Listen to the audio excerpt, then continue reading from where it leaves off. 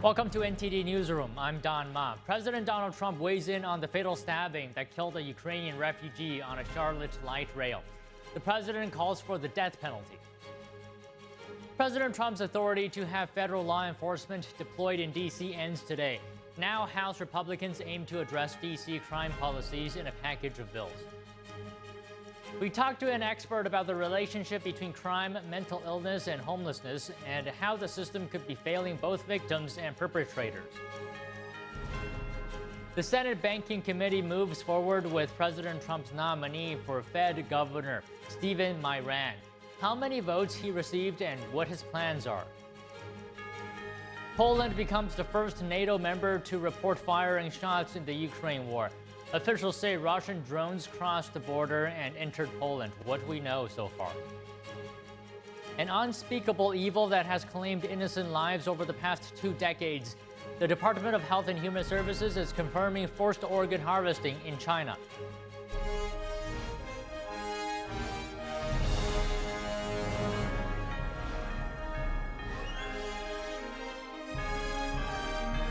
This is NTD Newsroom, live from our global headquarters in New York City.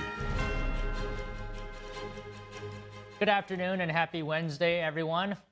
President Donald Trump says the man who fatally stabbed a Ukrainian refugee on a Charlotte train should face the death penalty.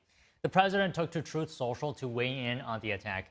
Trump called the 23-year-old Irina Zarutska, quote, beautiful young lady from Ukraine who came to America searching for peace and safety. Trump referred to the perpetrator as a, quote, animal before calling for his execution. The president added, quote, there can be no other option. The Justice Department has charged the suspect with a federal crime that could carry the death penalty. The federal charge follows questions about why the suspect, DeCarlos Brown Jr., was on the street. Brown had 14 prior criminal arrests before he was accused of killing Zarutska in an attack captured on video. President Trump's nominee for Federal Reserve Governor Stephen Miran has advanced through the Senate Banking Committee. Here's that vote earlier today. I have 13 ayes, 11 nays. The ayes have it. The nomination is hereby reported favorably to the full Senate. Miran will face another vote before the full Senate, and if confirmed, he will replace Adriana Krugler, who resigned in August. Miran will serve the remainder of Kugler's term until next January. Miran currently serves as chair of the Council of Economic Advisors. He says he plans to take an unpaid leave of absence, but not resign if he becomes Fed governor. The committee vote today comes 1 day after another Fed governor, Lisa Cook, scored a legal victory. A federal judge granted a temporary injunction preventing President Trump from firing Cook over allegations of mortgage fraud. This is while her lawsuit challenging Trump's firing plays out. Meanwhile, inflation in the U.S. is unexpectedly slowing down. New data shows inflation cooled off at the wholesale level.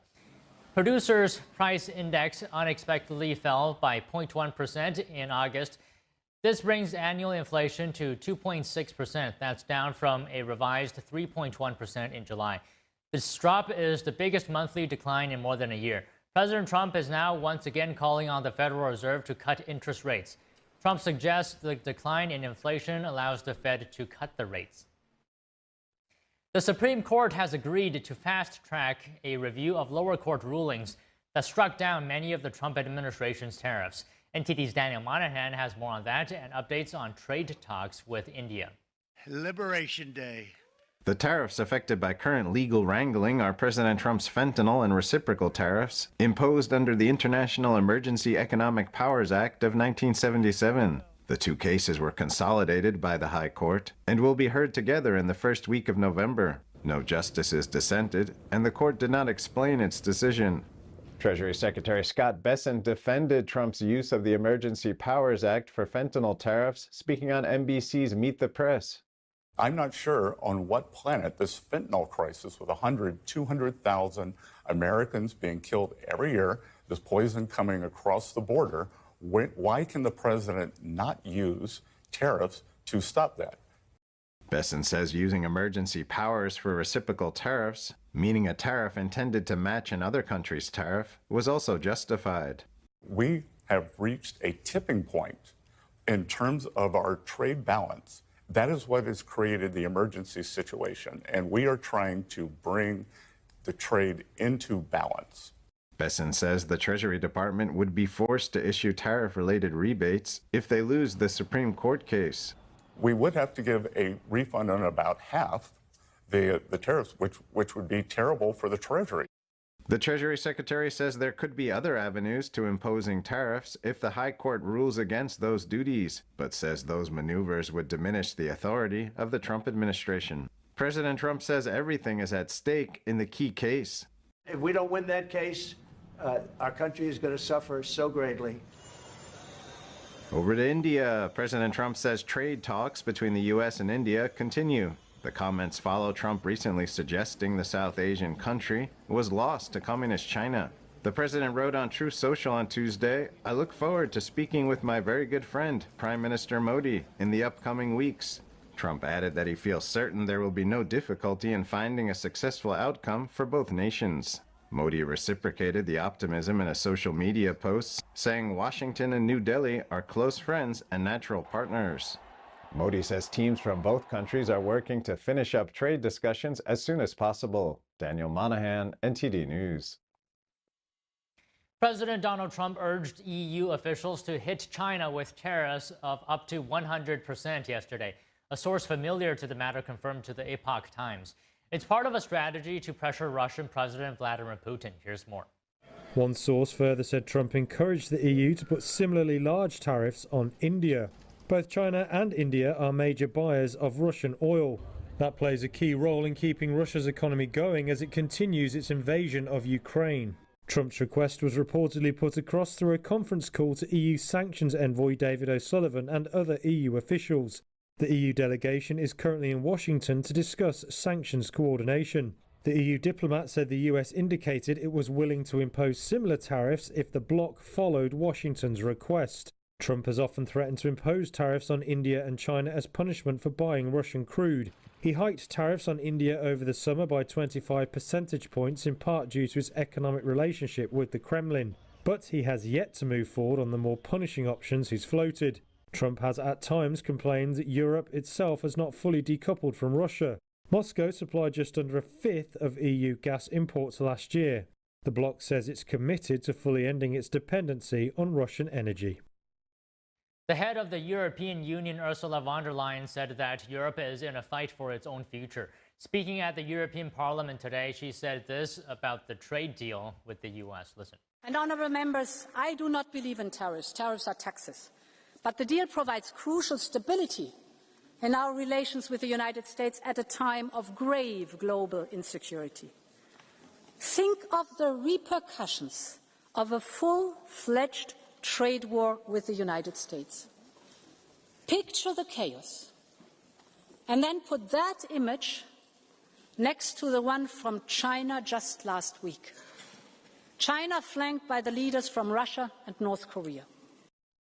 Von der Leyen added that battle lines for a new world order based on power are being drawn, and that many major powers were ambivalent or openly hostile to Europe. A warning from U.S. officials over solar-powered highway infrastructure. The Department of Transportation says devices should be scanned for possible rogue devices. This would include hidden radios. The security note warned that undocumented cellular radios have been found in certain foreign-made devices.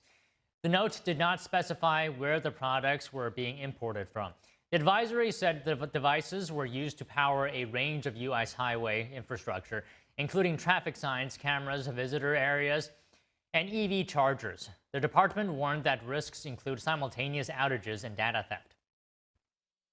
Poland reports shooting down suspected Russian drones in its airspace today.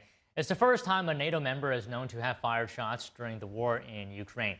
NTD's international correspondent Arian Pasdar has the latest. Russian drones reportedly entered Polish airspace on Wednesday. Poland says it shot them down with the backing of military aircraft from its NATO allies. Polish Prime Minister Donald Tusk says it's the closest the country has been to open conflict since World War II. We are most likely dealing with a large-scale provocation. But at the same time, we are in consultation with our allies. I am in constant contact with the NATO Secretary General. The Prime Minister activated Article 4 of NATO's treaty, under which alliance members can demand consultation with their allies. The head of NATO says the organization is still assessing the situation. A full assessment of the incident is ongoing. What is clear is that the violation last night is not an isolated incident. Russia, meanwhile, denies the allegations. The country's defense ministry issued a statement saying its drones carried out a major attack on military facilities in western Ukraine, adding that it had not planned to hit any targets in Poland. The incident comes just a few days after a meeting between President Trump and the President of Poland. Some U.S. troops are stationed in Poland. During the meeting, Trump was asked if the soldiers are scheduled to stay there. If anything, we'll put more there if they want, but they've long wanted to have a larger presence. We have some countries that have more, not too many, but no, they'll be staying in Poland. We're very much aligned with Poland. Trump also reacted to the incident on Wednesday, saying, "What's with Russia violating Poland's airspace with drones? Here we go." Arian Pastar, NTD News. Joining us now to discuss Poland's announcement that it shot down Russian drones in its airspace is Jim Gilmore, former U.S. ambassador to the Organization for Security and Cooperation in Europe. He's also the former governor of Virginia. So, Ambassador, good afternoon to you. Can you talk to us about how significant is it that a NATO ally, Poland, fired weapons for the first time since the war in Ukraine began? Well, I think that it's a statement that NATO territory is going to be defended no matter what the violation is. I don't think that it's a hearkening in towards war in Europe, that drone incident. But I think that they ought to approach the Russians right now and say, "What are you doing?" And demand an apology and assurances from the Russians that they're not going to have something like this happen again. I think that there's been some suggestion that this was deliberate.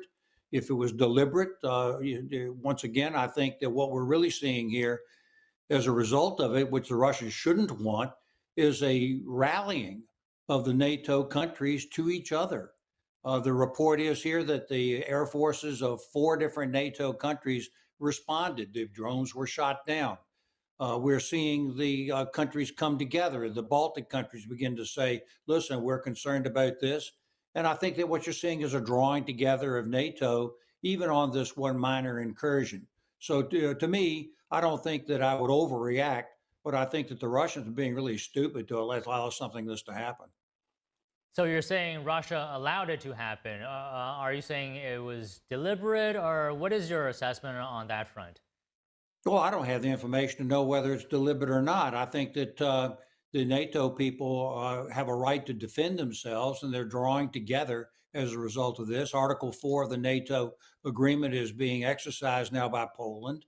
Poland is a lead state for NATO at the border with the Russian aggression. And it seems to me that the response has been perfectly appropriate and right. I don't think that I would overreact to it, but I think we've got a right to ask the Russians what they think they're doing and demand an apology and reassurances and any compensation necessary. And by the way, I also believe that if I were the NATO people, I would also say, this is part and parcel of your aggression against the neighboring country of Ukraine. If you can attack Ukraine, you could attack us. And we're very concerned about that. So once again, I think you have to continue to put the bug on Russia and their aggression and their violation of international law. So you're saying if they can attack Ukraine, they can attack us. Prime Minister Donald Tusk said that Poland was closer to a conflict than any time since World War II. What is your take on that statement?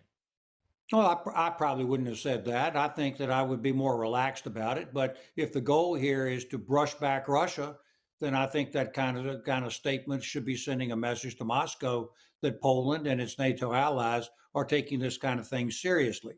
But in the end, I think that this is an opportunity to reassert the Western position that Russia is an aggressor nation, that they're attempting conquest, that they're committing war crimes, that they're stealing children, they're injecting people into conquered territory, they're annexing without any international authority. And I think in the larger sense, where we're really headed here is Russia and other countries like China and their allies we saw last week are trying to set up a whole new regime for the world, which is based upon power and force and not international law.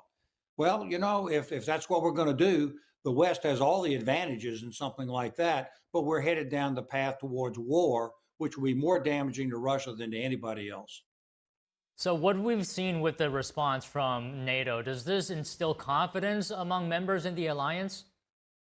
I think it does. Look what the reaction has been. A joint military response, an exercise of the NATO rules. The consultation is going to occur within the Western alliance. Countries coming together. In fact, I understand that even Slovakia and Hungary were put on alert.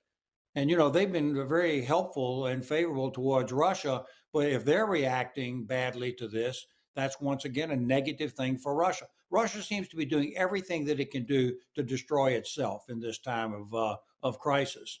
And, you know, right now, I think that we're going to have to stand up to these people and just show that they're not going to be able to get away with the big game, which is the one that's in Ukraine or anything they might be planning in the Baltics or in Poland or anywhere else. Brush them back because they're war crimes. Sooner or later, there's going to have to be some accounting for that. I believe that the Western response ought to be your obligation is to get out of Ukraine, stop these kinds of hybrid war violations like these drones, and surrender your people for trial. Because right now, sooner or later, there's going to have to be an accounting for the war crimes that the Putin regime is perpetrating against its allies, against its neighbors. Okay, what do you think Putin is most afraid of right now? I think Putin is testing the West right now. I think that he's on the move. I think he feels like that he is the one who has the advantages. I don't think that he's afraid of anything because he's the one who's trying to do conquest.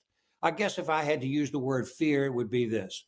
We know his ultimate objective, and it's not to safeguard Russia. Russia is not in any danger from Ukraine or from NATO, and he knows that. I think maybe his greatest fear ought to be from his own regime and his own people who sooner or later are going to recognize the destructive things that he's doing to his own country. And that would be a real problem. So it seems to me that communication more and more to the Russian people and to the Russian regime about the danger of Putin's behavior would be something that he would fear. Okay, Ambassador, just one more thing I'm wondering here. Is there any risk in your mind that the war may not only be contained in Ukraine?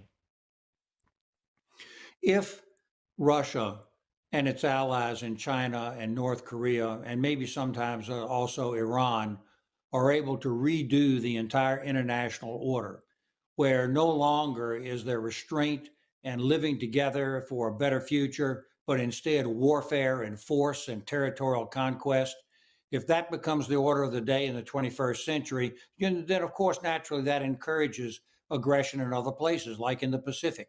Right now, I think China is watching this and saying, really, is the attack on Taiwan really worth it? I think that's really the discussion, because even if they succeeded in conquering Taiwan, there would be a tremendous cost to China that they would pay for joining the concert of countries in aggression. And I think that they need to understand that there's a terrible price to be paid. Western resolve right now, like we're seeing right now in the Polish incident, is not only an important message to Russia, it's an important message to China also. Okay, great points there, Ambassador, you raised today. It's always a pleasure to hear your thoughts. Thank you so much. Thank you. Coming up, President Trump's authority to have federal law enforcement deployed in D.C. ends today. Now, House Republicans aim to address D.C. crime policies in a package of bills. Don't go away.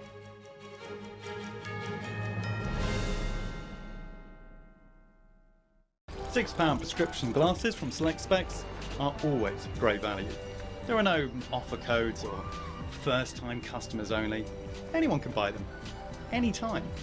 And you can upgrade to Select Specs Express for next-day delivery. And with deferred payments, you can spread the cost.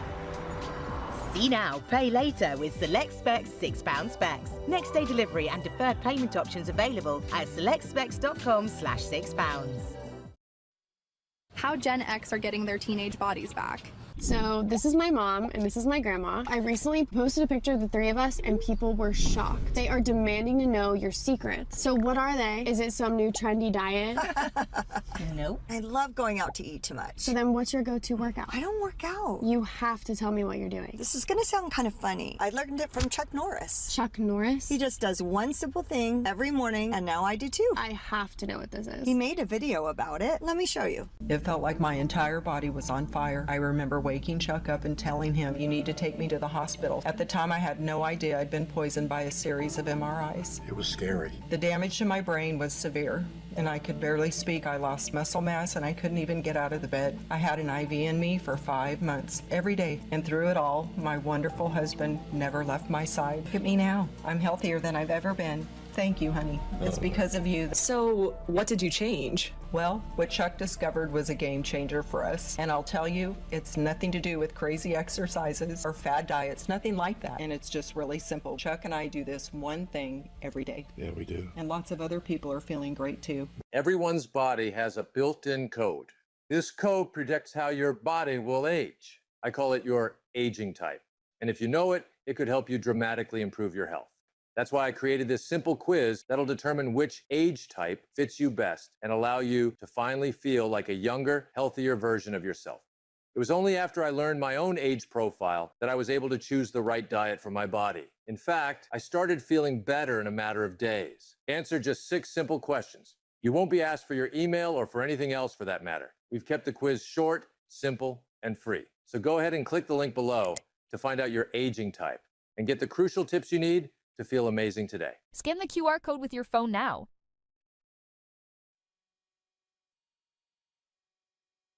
Discover the ancient secret to vitality and longevity with Puretang Black Ginseng. Crafted from premium 6-year-old Korean ginseng, each root is carefully nurtured for over 2,260 days, undergoing a traditional 9-round handcrafted process of steaming and drying to unlock full potency and absorption. Experience pure, natural energy with Puretang Black Ginseng. Order now at puretang.com.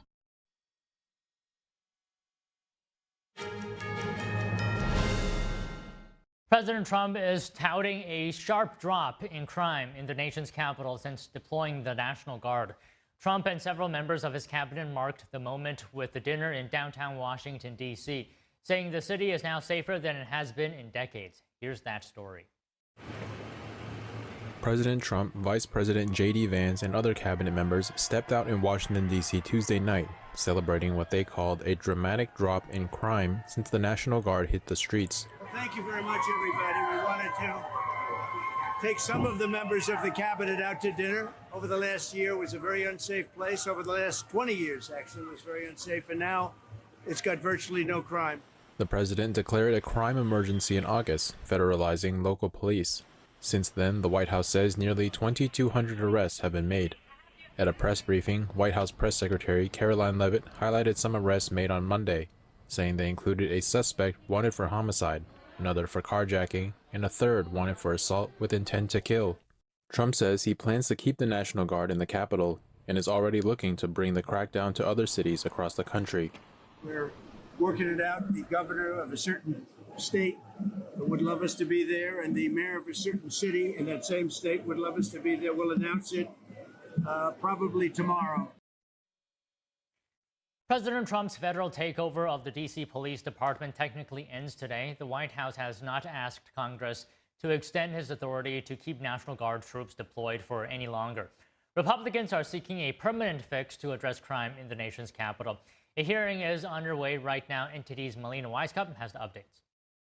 There will be no extension of the National Guard here in Washington, D.C. House Speaker Mike Johnson was asked about this just yesterday. He said that it's not needed now that D.C.'s Mayor Bowser has explicitly said that she'd work with Trump. She recently signed an executive order to allow D.C. police to work with federal law enforcement and request extra assistance after Trump's emergency declaration ends today. Now, instead, House oversight lawmakers are taking up several bills aimed at addressing crime in D.C. The hearing kicked off at 10 a.m. this morning. Here's what both sides are saying. The D.C. Council has attempted to bypass congressional oversight by abusing loopholes and bundling ultra-progressive policies in too-big-to-fail legislative packages in order to pass irresponsible legislation. As a result, D.C. has become less safe for its residents and visitors. And we should be empowering D.C. to fix its own problems. We know that this bill further limits D.C.'s autonomy.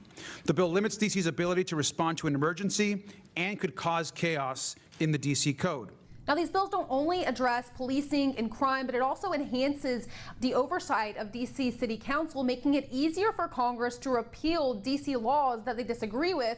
It will also give the president the ability to appoint the Attorney General of D.C. It will also codify President Trump's executive order to create a program to beautify D.C., mainly addressing aesthetic issues like removing graffiti and restoring damaged public monuments. It's very likely that this package of bills will pass the Republican-controlled House. It will be more difficult in the Senate, but not impossible. It would take at least 7 Democrats in the current makeup of the Senate to get this package of bills through the chamber and to the president's desk for him to sign it. But remember, a few years ago, Democrats did vote with Republicans to overturn a D.C. crime law. That was a Republican bill that dealt with strengthening police authority. And since Republicans were able to push a bill like that through a Democrat-controlled Senate at the time, it's clear that this is a politically tough issue for Democrats. It'll be interesting to see how Senate Democrats handle it this time around.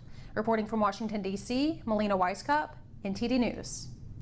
Police are searching for a suspect wanted in connection with a brutal double murder, robbery, and arson in Queens, New York. Investigators say Jamel McGriff killed Frank and Maureen Alton, both in their 70s, after being let into their home. Hours later, the couple's son, a fire department EMT, called 911 after their fire alarm went off. Firefighters put out the flames at the residence and then discovered the couple's remains. Police say 42-year-old McGriff has a long violent record and is also wanted for other robberies across the city. Police Commissioner Jessica Tisch, the suspect's method is to go to door-to-door asking for some kind of assistance until he can gain entrance. The NYPD says he should be considered armed and dangerous, and anyone who sees him should call 911 right away.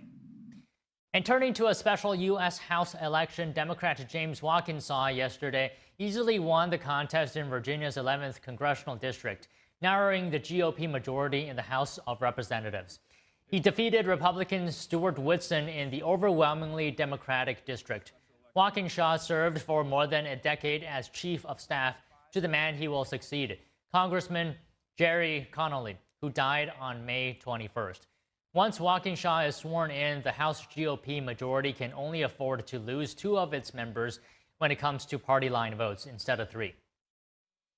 A Democratic former school board member in Florida has announced her 2026 Senate bid.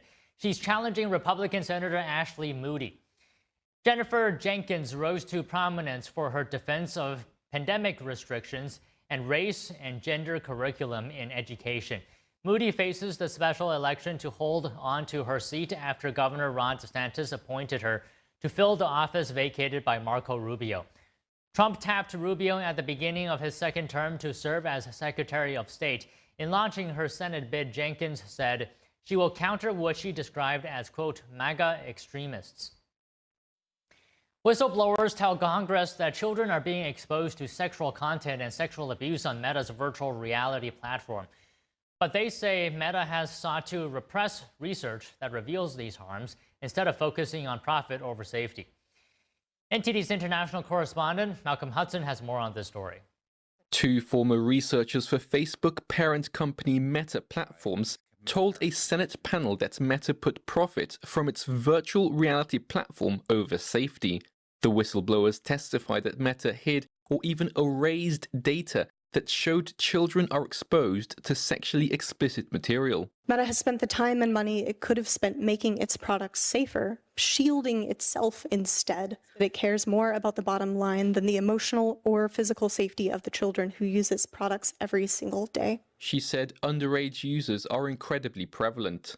Meta requires users to be 13 or older to use their virtual reality platform, or over 10 with parental guidance. However, the whistleblowers said that Meta has no way to verify their age and that it directly targets youth for marketing. it didn't have the ability to identify which users were under 13. Meta has direct and global initiatives for years now to target youth across all of their products. The former researchers said they were told not to investigate the harms to children using its virtual reality technology. Satizan explained what he experienced when he interviewed a young mother during a research project on headset use in Germany. Her son began discussing how another member of their family, an underage, I believe he was around 8 or 9 years old, his younger brother was sexually propositioned, was asked for nude photos, had all sorts of sexual harm occur to him when he was using the headset privately, and the mother was horrified. In fact, actively, even when Meta tried to in real time shut down the questioning by the moderator because they didn't like the data they were collecting, the mom kept asking for the son to talk about it. She was giving explicit consent in order to understand what is going on with my family in this case. Despite that fact, afterwards, we were asked to delete all of our notes and recordings of it happening. Savage said she found evidence that pedophile rings were using virtual reality to target children. I identified that Roblox, the app in VR, was being used by coordinated pedophile rings. They set up strip clubs and they pay children to strip, and that Robux can be converted into real money. So, and I flagged this to Meta. I said, under no circumstances should we host the app Roblox on their headset. You can now download it in their app store. A Meta spokesperson said the claims at the heart of the hearing are, quote, based on selectively leaked internal documents that were picked specifically to craft a false narrative. However, the researchers say there must be more accountability. Only outside regulation and financial punishment is something that will actually create change inside the company. So I agree, and I would also say, you know, harm that happens online is harm, full stop, and so parents should be able to respond accordingly. Malcolm Hudson, NTD News. Coming up, we talk to an expert about the relationship between crime, mental illness, and homelessness, and how the system could be failing both victims and perpetrators. Stay tuned for that.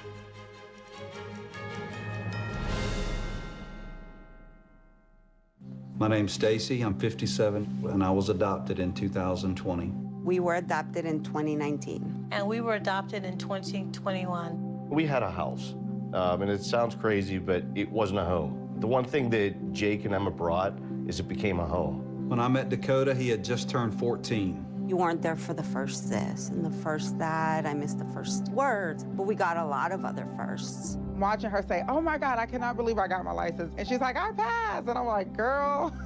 See them grow. It is. They chose to love us. They didn't have to. They chose us. Family.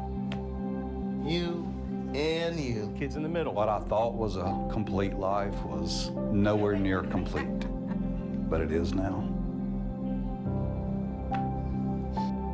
Learn about adopting a teen from foster care. You can't imagine the reward. Visit adoptuskids.org.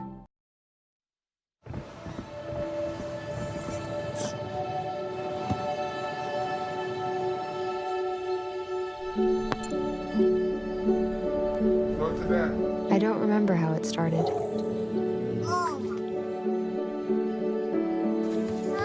Our back and forth.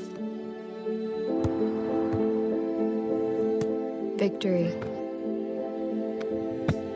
Fumble. Repeat. It always came back.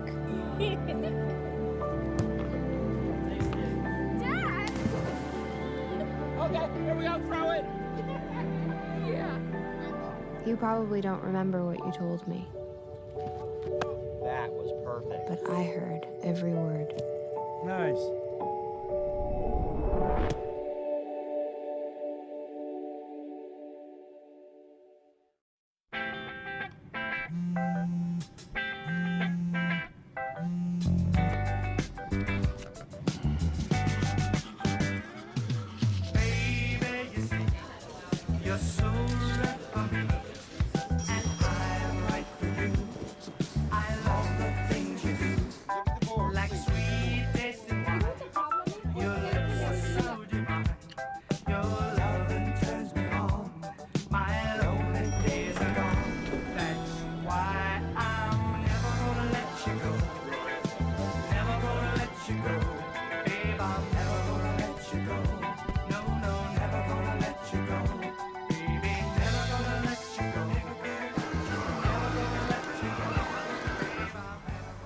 Here you go. Thank you. Thank you.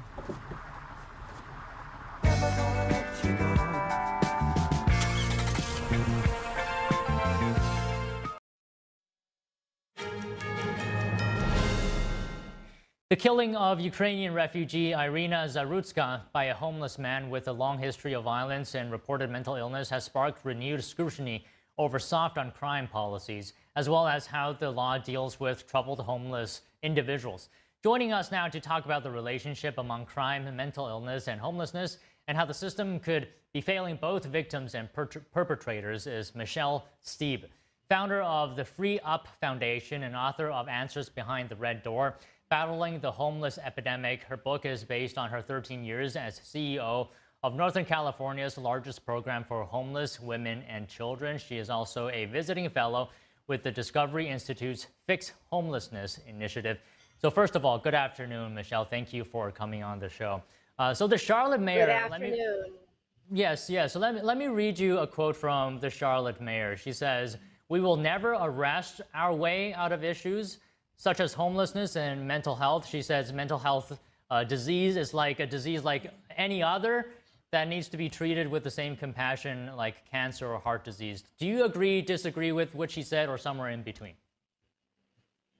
I agree that mental illness is a disease and that it needs to be treated with compassion. But here's the issue. In our nation's homelessness system in 2013, under a different administration, obviously, we decided that we were no longer going to fund mental illness treatment, addiction treatment, employment training, that we were only going to, under a one-size-fits-all approach, fund housing subsidies. Housing subsidies do not fix homelessness in and of themselves. There's a lot of accompanying issues with homelessness, including mental illness, including substance abuse disorder. Actually, about 80% of the homeless population struggle with those issues. So what's happened over the last 12 years is we've only treated homelessness through giving people keys to a house, is those diseases have gone untreated. And when diseases go untreated, just like cancer or heart disease, they get worse. And what has happened is we've got a lot of people who were sick at the point that we rolled this out who are even sicker. And when you get more mentally ill and you get more, deeper in your disease of substance abuse, you are much more likely to commit crimes. And that's exactly, I believe, what we're seeing in the case of Irina, which is just so horrific and so sad and so preventable. But I do want to point out that this president's executive order a couple weeks ago, you and I discussed that, is turned the ship in the right direction. What he has said through that executive order is we need to treat mental illness, we need to treat addiction. That has to be the priority for federal funding as it relates to homelessness. And in doing that, we're going to make our streets much more safe.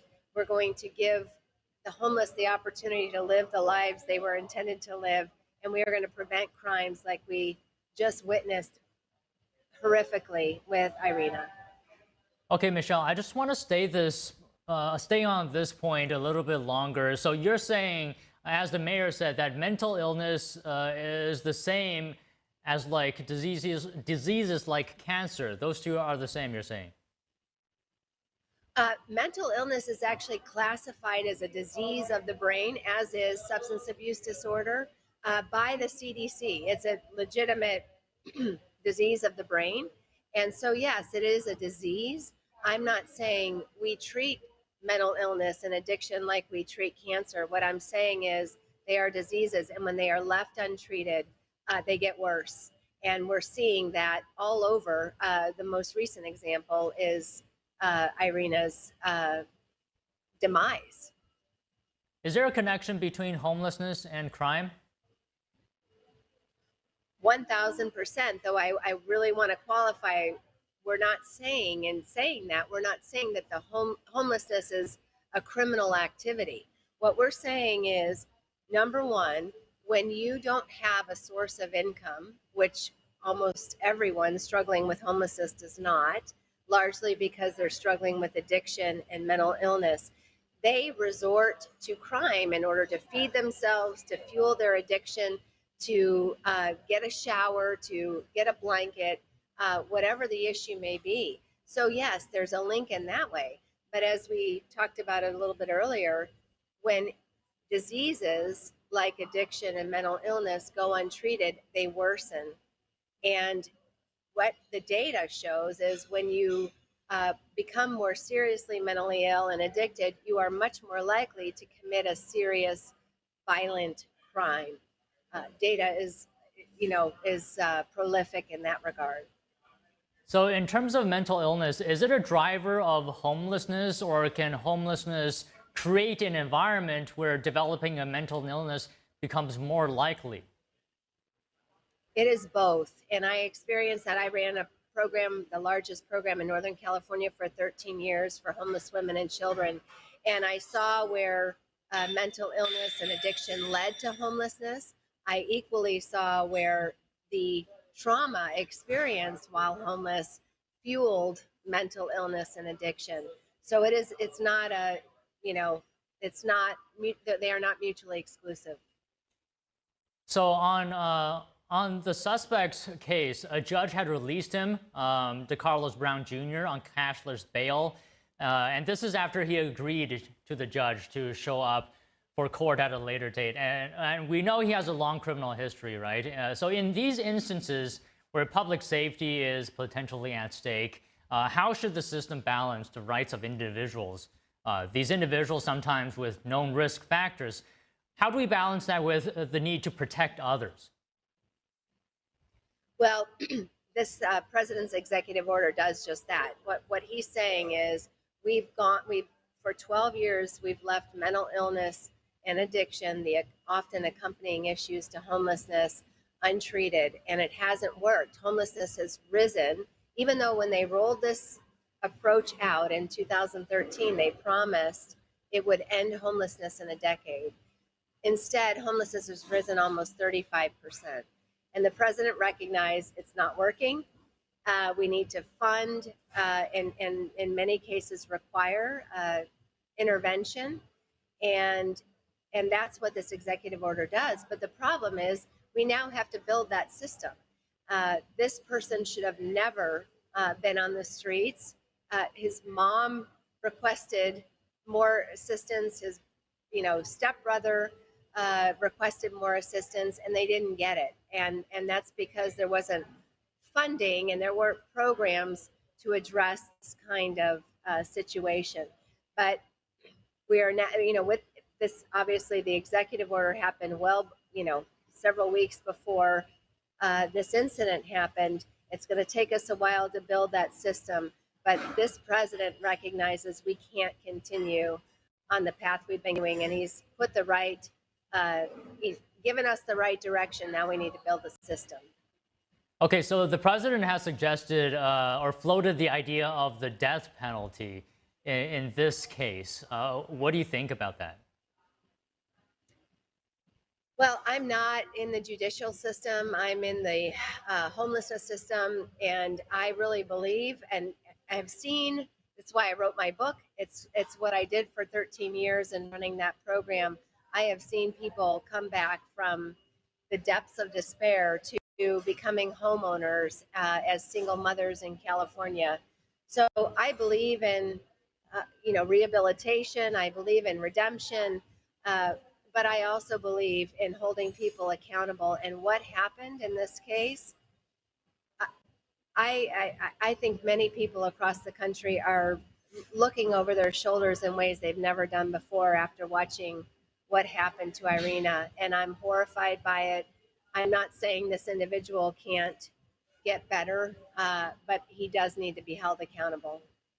Okay, just one last question. And on the topic of responsibility, and you mentioned earlier that he should have gotten treatment, but he didn't. So, I mean, I don't want to play the blame game here, but where does the responsibility lie? Should the system have been better in treating him? Is it on the onus on the system of what happened here, or should the suspect be held more accountable? What is the balance between those two? Yeah, well, the suspect absolutely needs to be held accountable. But, you know, again, the other person that needs to be held accountable is President Obama, who, when he rolled out Housing First, our nation's homelessness approach in 2013 as a one-size-fits-all approach, he defunded and decoupled treatment from housing. And he promised that would end homelessness in a decade. And that has not happened. It's gone up 35%, and we're seeing more and more incidents like we saw with Irina all across the country. You and I talked about one a couple weeks ago where a gentleman with 17 priors, 27 years old, was in Central Park and nearly bit one man's ear off and set two others on fire. It's craziness. We're seeing the ramifications of ignoring these accompanying issues for so long. So yes, this individual absolutely needs to be held accountable, but we also need to hold accountable the people who put this system in place and swore it was going to end homelessness and who continue to support its failure. Okay, well, Michelle, well said, I believe. Thank you very much for your time today. Thank you. Homeland Security Secretary Kristi Noem is in Belgium today meeting with the country's prime minister. The two are discussing the fight against international organized crime. Here's Secretary Noem. How we can do more to fight terrorist organizations, transnational criminal organizations that are killing our people, that are poisoning our citizens and our countries, and ways that we can be more nimble and creative in addressing that on a day-to-day basis. Noem says the talks have been very productive, adding that both countries want to do more to fight organized crime. The Belgian prime minister wants to make shipping companies put smart seals on containers. He says this could target drug trafficking if the U.S. supports the plan. The prime minister acknowledges that the seals would come at a cost for the shipping companies, but he says that they are willing to do it. Israel attacked Houthi targets in Yemen's capital city today. Israel says this was in response to repeated attacks by the Houthis. The Israeli military said their fighter jets struck military camps of the terror regime, the headquarters of the Houthi military propaganda department, and a fuel storage site that served the military activity of the Houthis. Sana'a residents told Reuters the attack was on a hideout between two mountains that is used as a command and control headquarters. The extent of any damage was not immediately clear. Israel says the Houthis has launched unmanned aerial vehicles and surface-to-surface missiles toward Israeli territory earlier. Turning to the Middle East, Israel says it will succeed next time if its strikes in Qatar yesterday did not kill leaders of the Hamas terror group. The Israeli ambassador to the U.S. told Fox News the country may face criticism, but in his words, they'll get over it. He added that Israel is being changed for the better. The airstrike in Doha came shortly after Hamas claimed responsibility for a shooting on Monday that killed 6 people at a bus stop on the outskirts of Jerusalem. Hamas said 5 of its members were killed in the strike, including the son of exiled Gaza chief Khalil al-Hayya, but that its top leaders survived. U.S. Ambassador to Israel Mike Huckabee said today that it's unclear how the strike will influence talks to end the war in Gaza. Here's Huckabee. Yeah, the honest answer is we simply don't know. Hamas has rejected everything so far. They continually reject every offer that's put on the table. They rejected one the other day that pretty much has been the position of the president throughout, and that is they have to surrender, they have to go, they can't stay and have any future in Gaza, and they have to let all of the hostages go. And they have utterly rejected that. I'm not thrilled about the whole situation. It's not a good situation. But I will say this, we want the hostages back, but we are not thrilled about the way that went down. The attack generated a flurry of diplomacy between Arab states. The president of the United Arab Emirates arrived in Qatar today. Jordan's Crown Prince Hussein is also expected to visit Qatar. Saudi Arabia's Crown Prince Mohammed bin Salman is expected to arrive in Doha tomorrow, according to Reuters. The visitors were not previously scheduled. Coming up, an unspeakable evil that has claimed innocent lives over the 2 past decades. The Department of Health and Human Services is confirming forced organ harvesting in China. That and more after the break.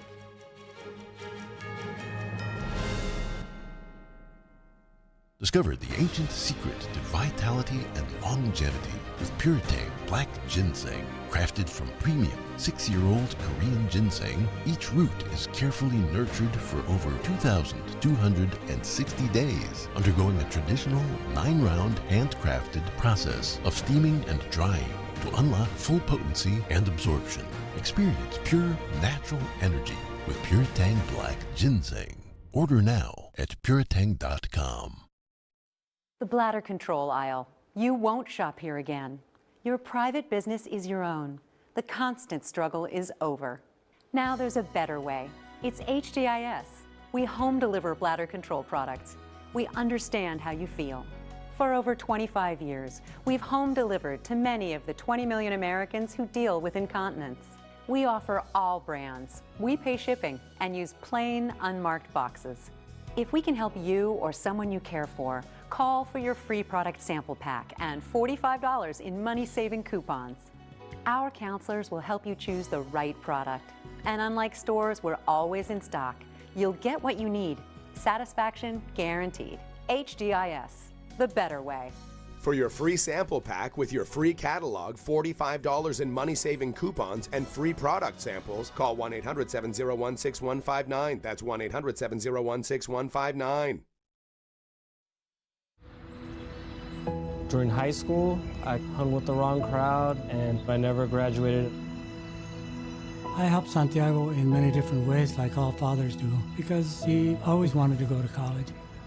I felt a little embarrassed to come back to school, but eventually, once I came here, I knew that it's for a bigger goal. He was very dedicated, hardworking. He connected with his teachers. He connected with other students. That was one of the key reasons why he was able to keep forging ahead. It was amazing to see him graduate. This was one thing that meant so much to him, and of course, it meant so much to us too. With the help of my father and having my son, that was all the motivation that I needed. That support is everything. Find free adult education classes near you at finishyourdiploma.org. Kids love it. Parents trust it. Obviously. Explore GJW Plus Kids Series and Ganjiong Campus courses led by expert educators. This is spectacular. Children will learn values like respect, responsibility, and knowledge in language, science, and more. Wow. All while having fun. Perfect. Subscribe today at GJW Plus Kids, where learning meets fun.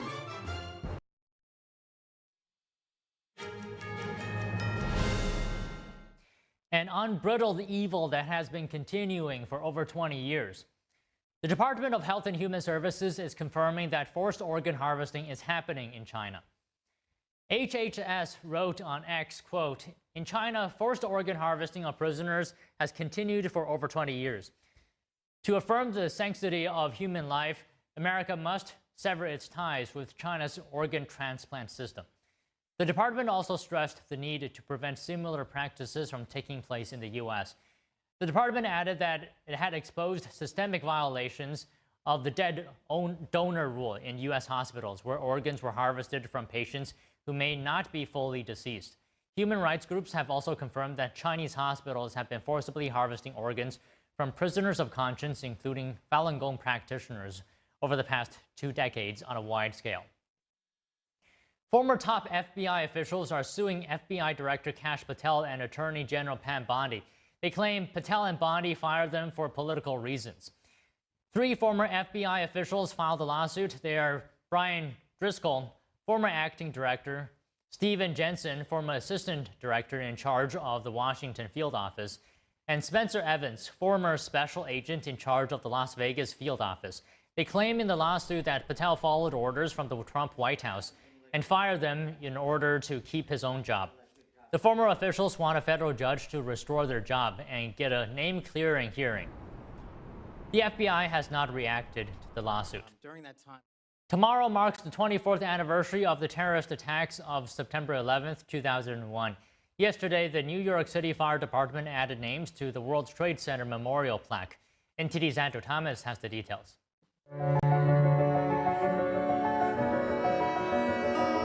On Tuesday, the FDNY added 39 names to the World Trade Center Memorial Wall plaque, which hangs in the lobby at FDNY headquarters in Brooklyn. 343 New York City firefighters were killed on September 11, 2001, after al-Qaeda terrorists flew hijacked planes into the Twin Towers. Another hijacked plane hit the Pentagon in Washington, D.C. that day. A fourth crashed in rural Pennsylvania after passengers tried to retake the plane. But the resulting collapse of the World Trade Center also sent toxic debris into the air. Over the years, more than 400 firefighters have died from health conditions stemming from rescue and recovery efforts in New York City following the attacks. We need to humanize what happened those 24 years ago and don't allow time to erode how significant it was. The countless number of men and women ran towards danger, and we're still losing their lives every day. And when we add these names on this wall to give honor to them, let's also educate the young people of our society that this is the greatest country on the globe, and this city is representative of that. I'm proud to have served as a first responder, and I'm proud to be the mayor of this city. And we will never, never forget, never forget. Tomorrow, New York City will hold its annual Tribute in Light. 2 vivid beams of blue will shoot into the sky to honor the victims and heroes who died 24 years ago in Lower Manhattan. Andrew Thomas, NTD News.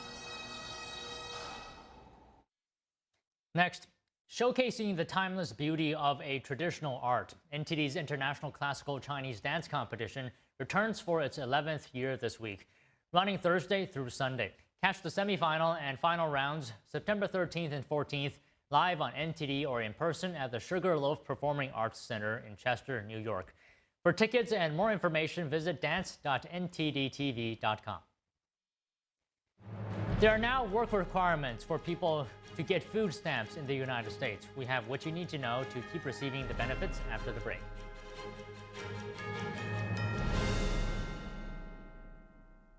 Shenyun Creations, the streaming platform from Shenyun, featuring world-class dance, past programs, and all original music.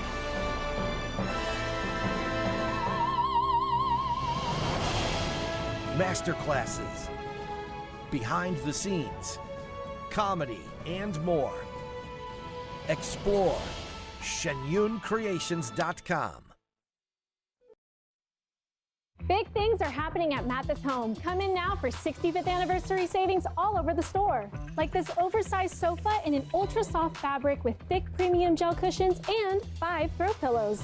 Anniversary priced at just $9.99. That's an incredible value. Just one of over 100 great sofas in stock and ready for you to enjoy tonight with fast and easy financing and free delivery. Don't miss out on 65th anniversary savings happening now at your furniture superstore, Mathis Home. How Gen X are getting their teenage bodies back. So this is my mom and this is my grandma. I recently posted a picture of the 3 of us and people were shocked. They are demanding to know your secrets. So what are they? Is it some new trendy diet? Nope. I love going out to eat too much. So then what's your go-to workout? I don't work out. You have to tell me what you're doing. This is gonna sound kind of funny. I learned it from Chuck Norris. Chuck Norris? He just does one simple thing every morning and now I do too. I have to know what this is. He made a video about it. Let me show you. It felt like my entire body was on fire. I remember waking Chuck up and telling him, "You need to take me to the hospital." At the time, I had no idea I'd been poisoned by a series of MRIs. It was scary. The damage to my brain was severe, and I could barely speak. I lost muscle mass, and I couldn't even get out of the bed. I had an IV in me for 5 months, every day. And through it all, my wonderful husband never left my side. Look at me now. I'm healthier than I've ever been. Thank you, honey. It's because of you. So, what did you change? Well, what Chuck discovered was a game changer for us. And I'll tell you, it's nothing to do with crazy exercises or fad diets, nothing like that. And it's just really simple. Chuck and I do this one thing every day. Yeah, we do. And lots of other people are feeling great too. Everyone's body has a built-in code. This code predicts how your body will age. I call it your aging type. And if you know it, it could help you dramatically improve your health. That's why I created this simple quiz that'll determine which age type fits you best and allow you to finally feel like a younger, healthier version of yourself. It was only after I learned my own age